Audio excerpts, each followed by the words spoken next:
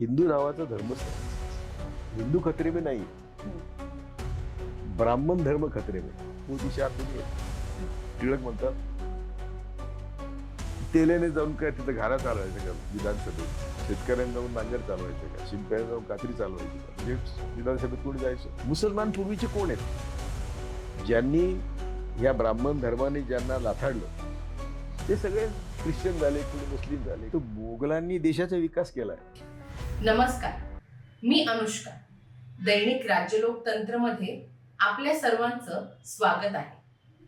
आज आपण एका अशा व्यक्तिमत्वासोबत चर्चा करणार आहोत ज्यांनी समाजातील सर्वसामान्य, वंचित आणि दलित या घटकांसोबत खंबीरपणे उभे राहून त्यांच्या सहकार्याने एक मोठं आंदोलन उभं केलं.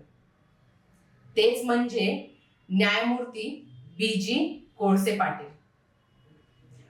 उच्च न्यायालयाचे न्यायमूर्ती ते प्रखर आंदोलन करते अशी त्यांची ओळख आपल्या सर्वांनाच माहीत आहे.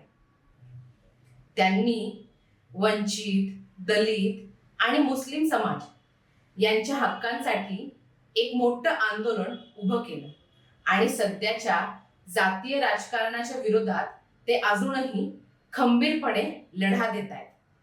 तर आज आपण अशाच व्यक्तिमत्वासोबत चर्चा करणार आहोत. चर्चेला सुरुवात करूयात. सर, भारताला आपण हिंदू राष्ट्र म्हणून संबोधतो, तर आजच्या स्थितीमध्ये हिंदू खतरे में है असं वारंवार म्हटलं जातं.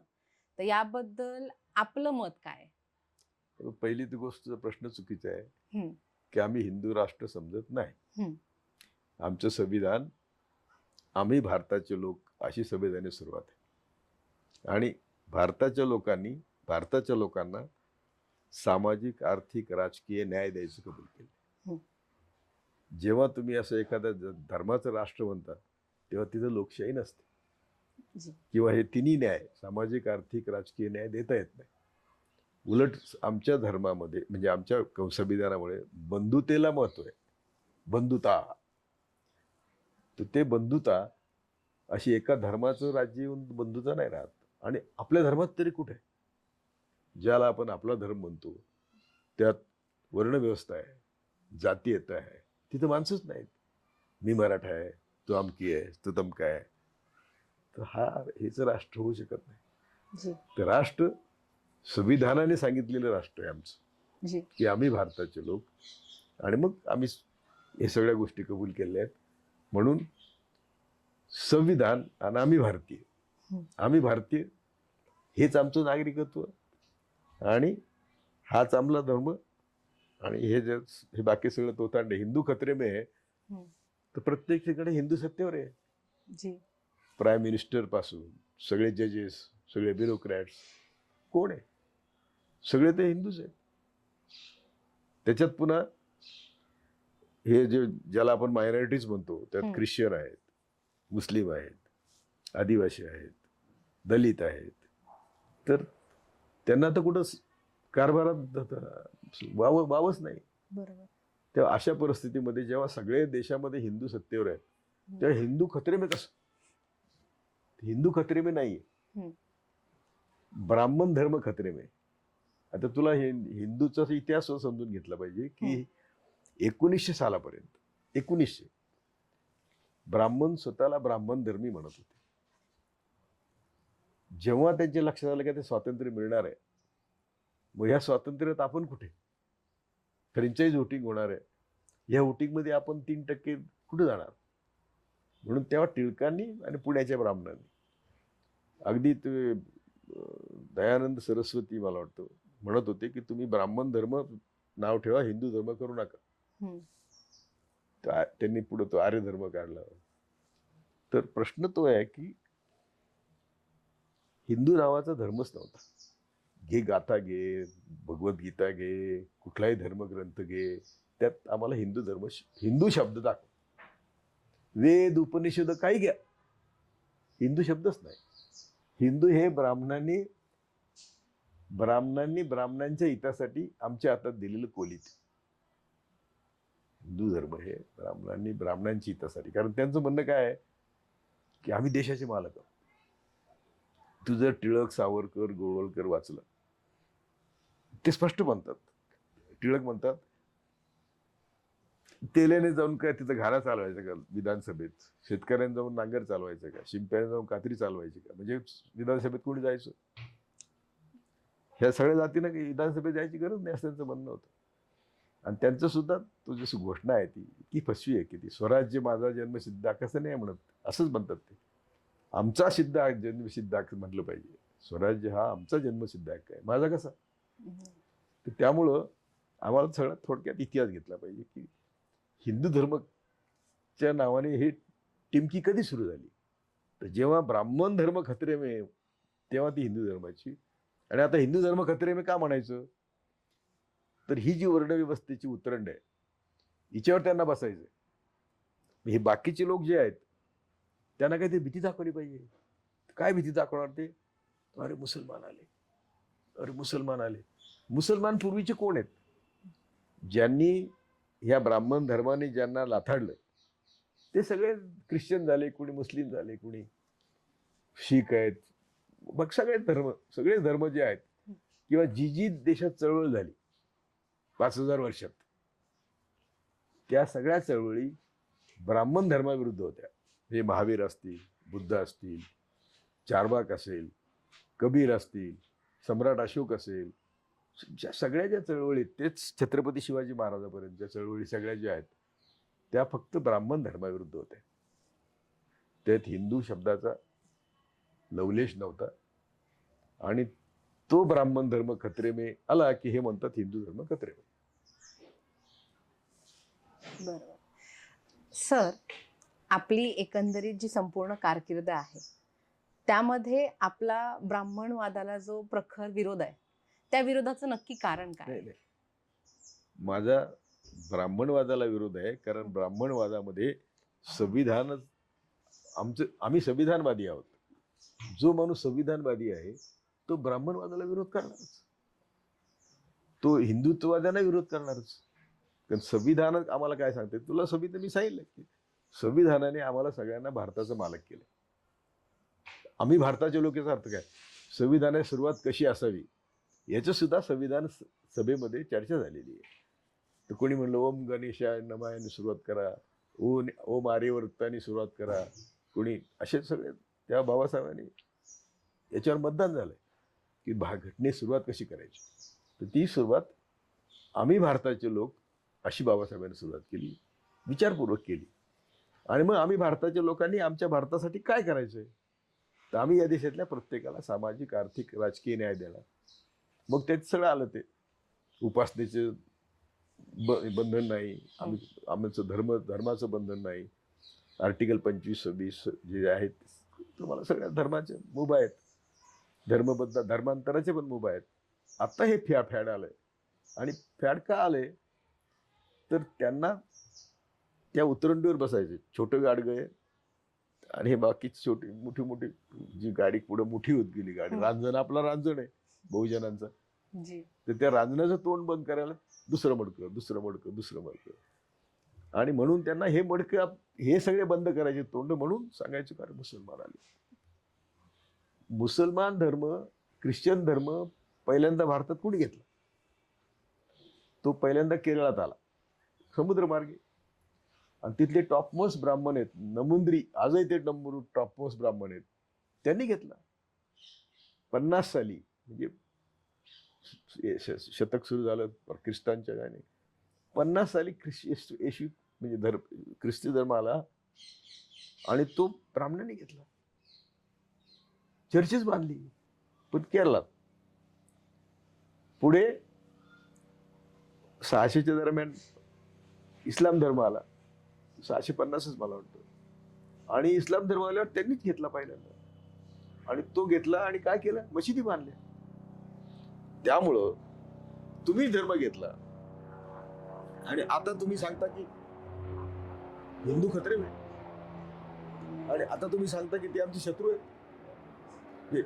तू जर सावरकर वाचला तर ते असं म्हणतात की इसाई, इस्लाम हे आमचे खतरे, आमचे शत्रू आहेत. आणि त्यांचा निपात करायचा असेल तर आमच्या गरोदर आया बहिणींची पोटं फाडून ती मुलं मारली पाहिजे. त्यांचं जे सावरकरांचं 6 सोनेरी पानं पुस्तक आहे ना, त्यातल्या 55-56 पानावर सगळी पाने म्हणजे मी एवढा विद्वान नाही, पण तरी सुद्धा मी वाचलंय ते. आणि ते म्हणतात हे आमचे शत्रू आहेत आणि यांचा निपात केला पाहिजे. कसा केला पाहिजे? छत्रपती शिवाजी महाराजांचं राज्य ते म्हणतात कावळ्याला मोडायला आणि फांदी मोडायला, कावळ्याला उडायला आणि फांदी मोडायला, असं त्यांचं वर्णन. एवढा जागतिक कीर्तीचा राजा, त्याचं वर्णन एका ओळीत करतात. कारण यांना शिवाजीबद्दल द्वेष होता. शिवाजीने काय केलं? शिवाजी महाराजांनी जात धर्म पंथ सोडून राज्य स्थापन केलं आणि त्याच्यामध्ये जे गडीवाले होते देशमुख वगैरे त्यांना पहिल्यांदा नेस्तनाबूत केलं. म्हणजे त्यांच्या डोक्यात समाजवाद होता, त्यांच्या डोक्यात धर्मनिरपेक्षता होती. आता त्यावेळी समाजवाद शब्द नव्हता, पण त्यांना वाटत होतं की हे गडीवाले लोकांना त्रास देतात, कोणाची आई बहीण सुरक्षित नव्हती, हे नव्हते. ते सगळं महाराजांनी पहिल्यांदा बंद केलं. म्हणून सामान्य जनतेला हा आपला राजा आहे. ती जी कविता आहे, खबरदार जर पुढे जाशील तर, अशी एक कविता आहे कोणाची तरी, तर ते महाराज स्वतः चाललेले, तो साधा नागरिक म्हणतो खबरदार पुढे जाशील ते शिवरायाचं राज्य आहे. तर ही राजाबद्दल ही आपुलकी होती. आता आहे का कोणाबद्दल? त्यामुळं मला पण असे प्रसंग सांगितले की रडायला येतं की कुठं होता आपला देश. आणि केवळ मुठभर लाचार या ब्राह्मणवाद्यांनी आम्हाला हे सगळे वाईट दिवस आणलेले आहेत. म्हणून माझं चिड आहे. माझं काय त्यांच्याशी वैयक्तिक ब्राह्मण, माझे तो वैयक्तिक मित्र चांगले ब्राह्मण आहेत. त्यांनी जर माझी सतरंजी काढून घेतली तर मी पडू शकतो. इतके चांगले मित्र आहे असं नाही. पण ब्राह्मणवादाचा विचार, ब्राह्मण्यवादी किंवा RSS, तू आता किती वर्षाची आहेस? 25. तू 25ची आहे. मी 30-32 वर्षाचा असताना 76 साली मिलिंद लॉ कॉलेज नाक औरंगाबादला मी भाषण केलं होतं. आणि त्यावेळी मी म्हटलं होतं की आमच्या सगळ्या दुःखाचं मूळ RSS ब्राह्मणवाद आहे. मला त्यावेळेस काय इतकं कळत नव्हतं, तरी मी केलं. आणि त्या करण्याचं माझं कारण काय, माझा स्वार्थ काय आहे? जो संघाशी पंगा घेतो त्याचं जीवन जगणं किती अवघड असतं ते तुम्हाला आमच्याकडे बघून कळेल की आम्हाला मान्यतच नाही. तू अशी इंटरव्ह्यूला येतात तर मी एवढं काम केलेलं आहे समाजाचं, पण माझा इंटरव्ह्यू असा कोणी घेत नाही. उलट ते माझ्यापासून दूर राहतात. 14 पूर्वी सगळे TV वगैरे मला बोलवायचे, त्यात वाद नव्हता, सगळे बोलत होते. 14 नंतर मोदी आल्यावर ते सगळं बंद झालं. कारण आमची ही थीम आहे, संघ आमच्या सगळ्या दुःखाचं मूळ आहे. आणि आहेच, मी मरेपर्यंत सांगणार की भारतीय जनसंघ हे आमच्या RSS, आमचं राष्ट्रीय स्वयंसेवक संघ हे आमचं सगळ्या दुःखाचं मूळ आहे. ते असं म्हणतात की आम्ही मालक आहोत आणि तुम्ही सगळे देशाचे लोक 2 वेळच्या जेवणाचे अधिकारी आहात. ही त्यांची थीम आहे, ही रिटर्न आहे बंच ऑफ थॉट्समध्ये, किंवा तुला कुठेही ते बघा, सावरकरच्या पुस्तकांमध्ये, टिळकांच्या पुस्तकांमध्ये. त्यांच्या सगळ्या तिघांची आयडिओलॉजी ही अर्क आहे संघाचा. आणि तो अर्क सांगतो की अरे तुम्ही काय आहात? ते गोळवळकर तर शुद्ध असं म्हणतात, ईसाई वगैरे सगळे हे शूद्र आहेत, त्यांना फक्त इथं जीवित राहण्याचा अधिकार आहे. मग तुम्हाला शिक्षणाची गरज नाही, मग तुम्हाला स्टेटसची गरज नाही, मग तुम्हाला जीवित राहायचं म्हणजे 2 वेळ जेवण द्यायचं. ते केलं त्यांनी आता 10 वर्षात. 81 कोटीला आम्ही धान्य देतो, तर त्यांच्या बापाच्या घरचं धान्य नाही, कोणाच्या बापाच्या घरचं धान्य नाही. देशात शेतकरी पिकवतो ना, आणि त्याचंच तुम्ही शोषण करून ते धान्य घेताय आणि ते तुम्ही फुकटवाल्याची गमजा करताय, तुमच्या नावाच्या पिशव्या छापताय. कोणाचं येते? काय मोदीच्या शेतातलं आणलंय का भागवतच्या शेतातलं आणलंय? आमच्या शेतातलं आहे ना. पण ही सगळी व्यवस्था अशी आहे की आमचे लोक समजूच शकत नाही आणि घाबरतात. म्हणजे संघ मारून टाकेल. आता मला सुद्धा मारण्याची धमक्या आहेत. तशा नाहीत, त्या साध्या नाहीत. की त्यांचे आरोपी जे आता दुसऱ्या निरनिळ्या बॉम्बस्फोटात वगैरे अटक झालेले आहेत ना संघाचे, ते असं म्हणतात की कोळशे पटेल आमचं टार्गेट आहे. एक दाभोळकर गेले, पानसरे गेले, कलबुर्गी गेले, गौरी लंकेश गेली, त्या लाईनमध्ये मी आहे. तर मग आता मी घाबरून घरात बसू? मारायचं तर मारा, मला अशी इथे बसायची सुद्धा परवानगी नाही. तर ही जेव्हा अवस्था ते करून टाकतात तेव्हा माणसं घाबरतात. मी वयाच्या 47व्या वर्षी न्यायमूर्ती पदाचा राजीनामा दिला आणि मी जाहीर केलं की मी आजपासून आंदोलक आहे आणि मी जेलला भिणार नाही, मरणाला भिणार नाही, पोलीसला भिणार नाही. आता काय करणार ते माझं? इथे येतात NIA वगैरे लोक येतात, काही एल्गार परिषद, RSS मुक्त भारत, त्यांच्या सगळ्या ऍक्टिव्हिटीज आहेत. तुमचं स्टेटमेंट घ्यायचं म्हणलं घ्या. माझ्या गुरुनी रिपोर्ट दिलेला आहे मोदी शहाच्या दंगलीबद्दल.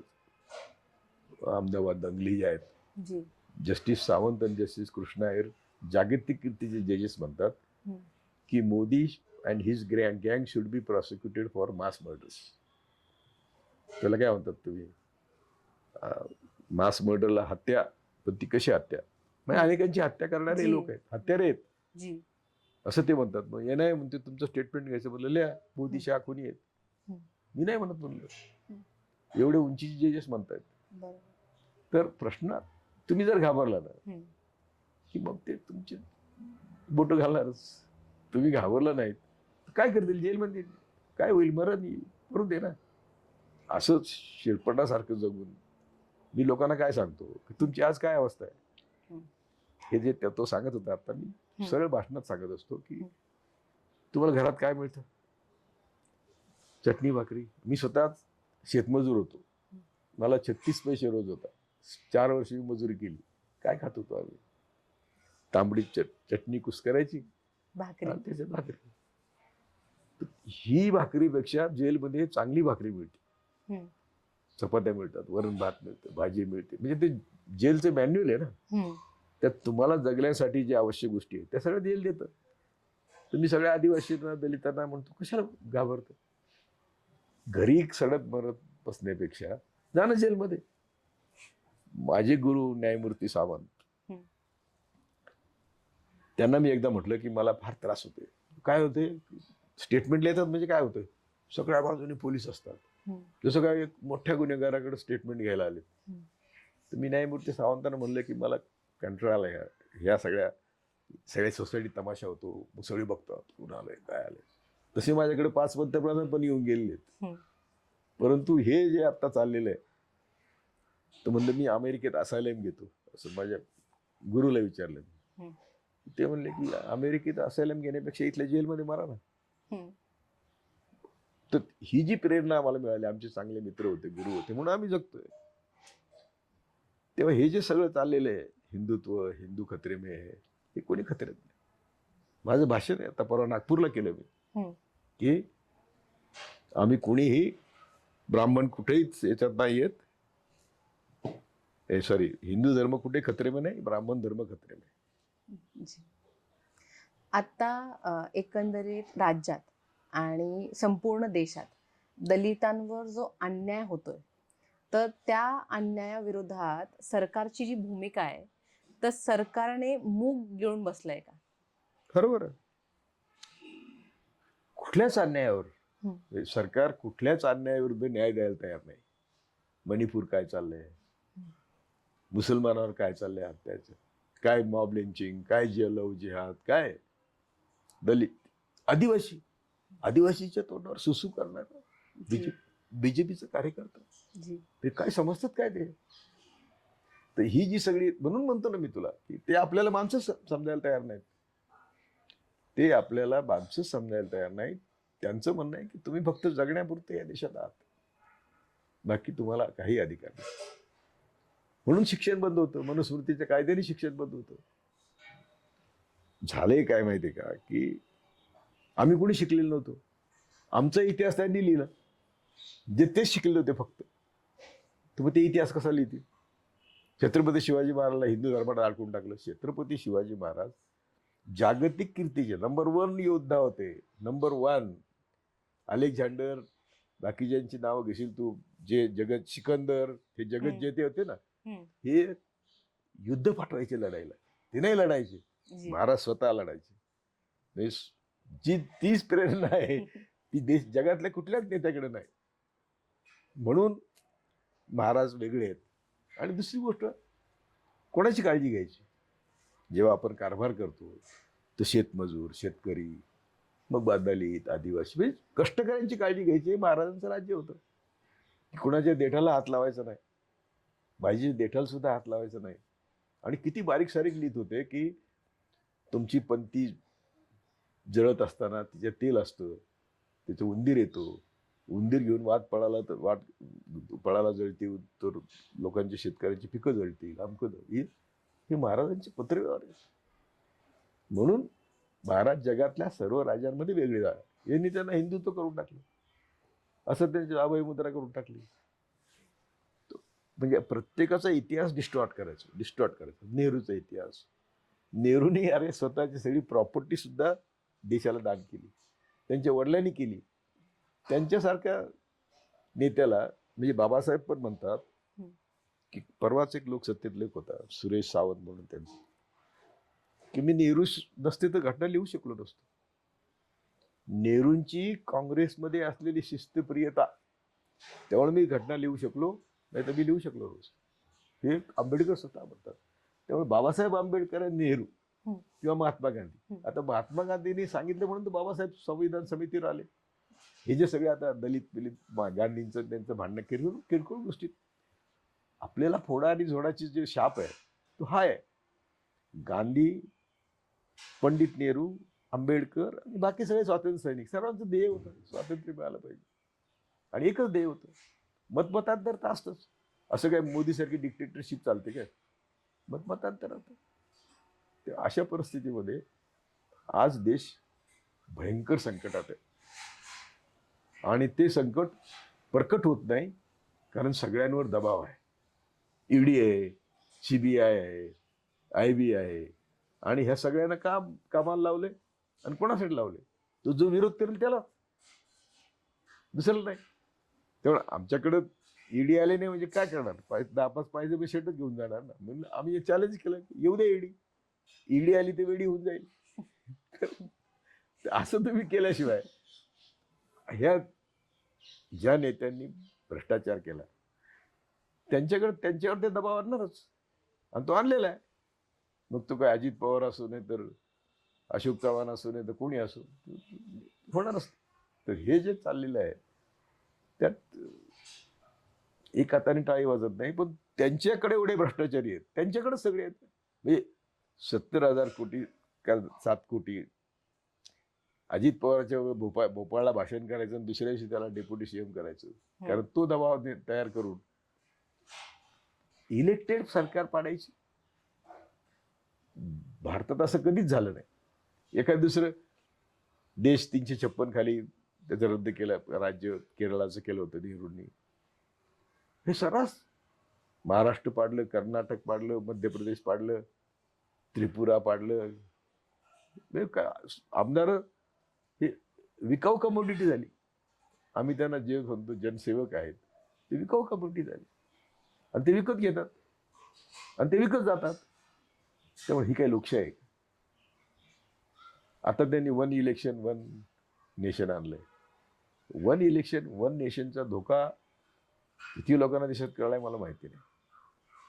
कारण त्यांना सगळं एकवर आणायचं, एक धर्म, एक नेशन, एक भाषा, हिंदी, सगळं का आणायचं? तर त्यांची सुप्रिमसी चालली पाहिजे. समजा आता ते 1 इलेक्शन 1 नेशन आणलं, तर आता पूर्वी कसं होतं, स्टेटमध्ये अशी गडबड झाली तर दुसरं इलेक्शन होत होतं. आता ते नाही होणार. गव्हर्नरचं राज्य राहणार 5 वर्ष. म्हणजे सरकार आलं, यांनी आमदार खरेदी विक्री केली, यांनीच करायची BJPने, आणि ते सरकार पडलं की गव्हर्नर्स रूल, म्हणजे मोदीचा रूल. इतकं सिंपल आहे ते. आता त्याची डिटेल्स आपल्याला वाचायचे अजून, पण 1 इलेक्शन 1 नेशन 1 राशन 1 राशन, असे जे त्यांचे फंडे आहेत, हे सगळे फंडे लोकांना कळत नाहीत. ते फक्त आम्हाला सामान्य माणसाला मातीत घालण्यासाठी आहेत. त्यांना डेमोक्रेसी कबूलच नाही. त्यामुळे ज्यांना लोकशाही कबूल नाही, ज्यांना समाजवाद कबूल नाही, ज्यांना समता कबूल नाही, तो ब्राह्मण धर्म आमचे राज्य करणार. हिंदू राष्ट्र म्हणजे दुसरं दुसरं काही नसून ब्राह्मण राष्ट्र, 3% ब्राह्मणांचं राज्य, याच्यापेक्षा दुसरं काही नाही.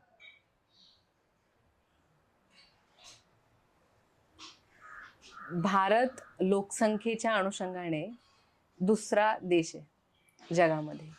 तर भारताची जी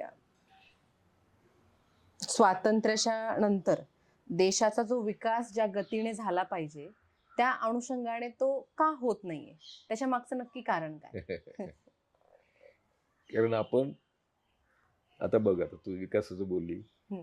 हिटलरने देश बर्बाद केला, जी, आज देश कुठे आहे? टॉपला आहे. बरोबर मुसोलिनीने आपला देश बर्बाद, त्यांनीच त्यांचे देश बर्बाद केले, बरोबर. देश कुठे आहे? टॉपला आहे. टॉपला. अमेरिकेने जपान बर्बाद केलं, देश कुठे आहे? टॉपला आहे. Yes. आम्हाला कुणीच बर्बाद केलं नाही, अच्छा. कुणीच नाही केलं. ते म्हणतील मोगल आले, हम्म. तर मोगलांनी देशाचा विकास केलाय.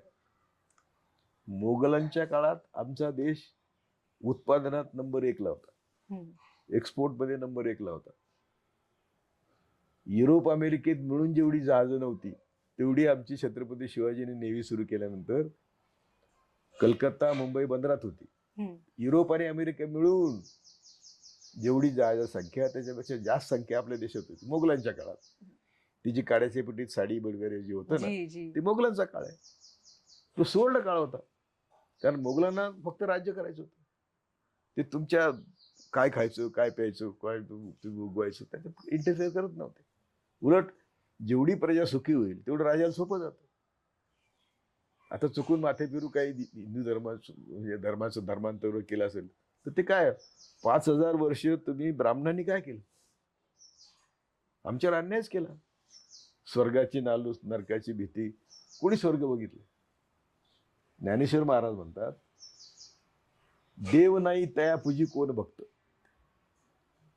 लक्षात आलं की नाही? ज्ञानेश्वर महाराज म्हणतात. बरोबर. ते पुढे असं म्हणतात की स्वर्ग आणि नरकाच्या कल्पनाच मूर्खपणाच्या आहे. म्हणजे ऐकतील म्हणतील दोन्ही मूर्ख. बरोबर. थोडी माझी शब्दाची होत असेल पण अर्थ तोच आहे. तुकाराम महाराज म्हणतात की आहे ऐसा देव वदवावी वाणी, नाही ऐसा मनी अनुभव. आज तो अमित शहा काय म्हणतो लोकसभेत, आंबेडकर आंबेडकर आंबेडकर चाललंय तुमचं. एवढं तुम्ही देवाचं भजन केलं असं तुम्हाला स्वर्ग मिळाला, कुठे स्वर्ग दाखवून, आणि कोण देव आहे तो पण सांग. जिथे ज्ञानेश्वर आणि तुकाराम म्हणतात की देव नाही, पण आपण आहे ऐशी देव वदवावी वाणी, नाही ऐसा म्हणून अनुभव. ते तुकाराम महाराज विठ्ठलाला म्हणतात, तू कसला रे विठ्ठल, तुला आम्ही देव म्हणतो म्हणून तू देव आहेस. आणि मग ते पुढे ते शास्त्र सांगतात. ज्ञानेश्वर महाराज किंवा तुकाराम महाराज हे काळ कुठे नव्हते, ते शास्त्रज्ञ होते.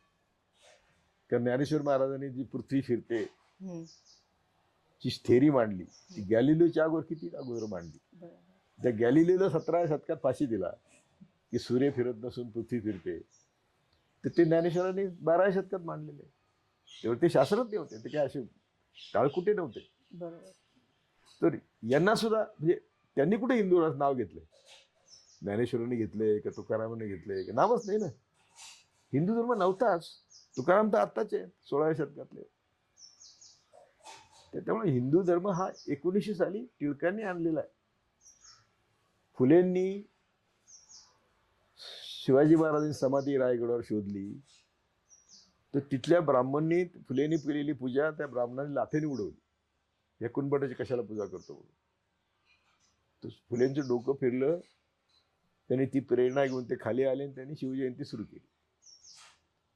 ती शिवजयंती टिळकाने सुरू केलं म्हणून सांगतात. उलट टिळकाने शिवजयंतीला काउंटर करण्यासाठी गणपती सुरू केला. सगळा इतिहास आपल्याला खरा येत नाही आपल्याला. त्यामुळे तू काय म्हणली होतीस की आपला विकास का झाला, विकास का नाही? हो, कसा होईल जर आम्ही माणूस म्हणून जगतच नाही, आमच्याकडे एक एकोपा नाही, संघटन नाही. त्याला हे तीन देशाचे उदाहरण दे तू. त्यांचा विकास झाला, आमचा होत नाही. चायनाचा विकास झाला, आमचा होत नाही. तर तिथे हा माझा देश आहे, या देशासाठी मी काम केलं पाहिजे, ही आपल्याकडे प्रेरणाच नाही. आपलं शिक्षण तरी काय? शिक्षणाच्या डोक्यात जर आता हा शिवम आहे, लहान मुलगा आहे, त्याला आपण जात धर्म सांगितलंच नाही, त्याला काय माहिती? कसं कळेल? काय? तर ते आम्ही ते शाळेत जाऊन विष घालतो. आता हे आमच्या ज्या त्याचीच मुलगी जाते आता शाळेत, मी ते आता नवीन आमचं कोणी नाहीच आहे. हम्म. आमची नातवंड त्यांच्या घरी आहेत. तर ती पंचमीला साडी नेसून जाते. त्याला मग ते बाकीच्या धर्माच्या लोकांनी काय करायचं? त्या शाळेत बाकी धर्माच्या लोकांनी काय करायचं? तर तो जजच म्हणतो की बहुसंख्यांनी प्रमाणे देश चालेल. अरे संविधान, शपथ घेतली संविधानाची. संविधानात आम्ही प्रत्येकाला सामाजिक, आर्थिक, राजकीय न्याय कबूल केलाय, बंधुता प्रॉमिस केली आहे. असं कसं जज म्हणू शकतो?